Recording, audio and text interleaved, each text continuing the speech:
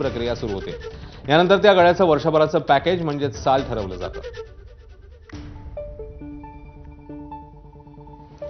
बातमी बीडमधून आहे। बीडमध्ये अक्षय्य तृतीयेनिमित्ताने मोबाईलच्या दुकानात विक्रीसाठी आणलेले महागडे मोबाईल चोरट्यांनी लंपास केले। चोरीची ही घटना सीसीटीव्हीत कैद झाली आहे। बीड शहरातील सुभाष रोड परिसरात साई मोबाईल दुकानाला चोरट्यांनी लक्ष्य केलं। दुकानाचं शटर तोडून रोख रक्कम, मोबाईल असा एकूण 35 लाखांचा मुद्देमाल जप्त करण्यात आलाय।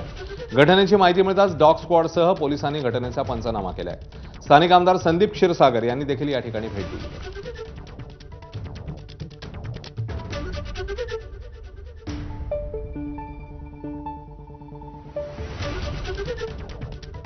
आणि याच संदर्भातल्या घटनेचा आढावा घेतला आमच्या प्रतिनिधींनी, पाहूया।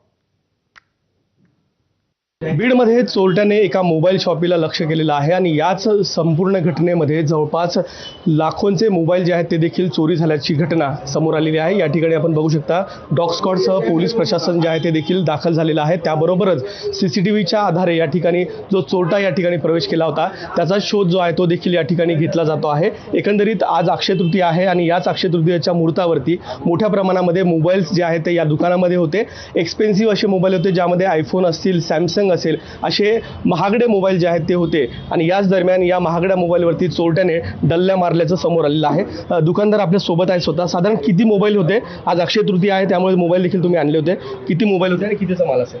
आता तसं मला एक्झॅक्ट आता फिगर सांगता येणार नाही, पण अंदाजे जे प्रो आणि प्रो मॅक्सवर आयफोनचे असतात 1.5 लाख किमतीवाले आणि 2.25 लाखाचे फोल्ड जे असतात ते सगळेचे सगळे चोरी झालेले आहेत। अंदाजे 15 ते 17 फोन असावेत, ते 35 लाखाच्या पेक्षा जास्तीचा स्टॉक असेल तो। आणि सगळी एकदम चांगलं स्टँडर्ड हे करताना फरशी वगैरे फोडून लॉक तोडले आणि चोरटा हा सगळा म्हणजे सगळी तयारी करूनच आलता।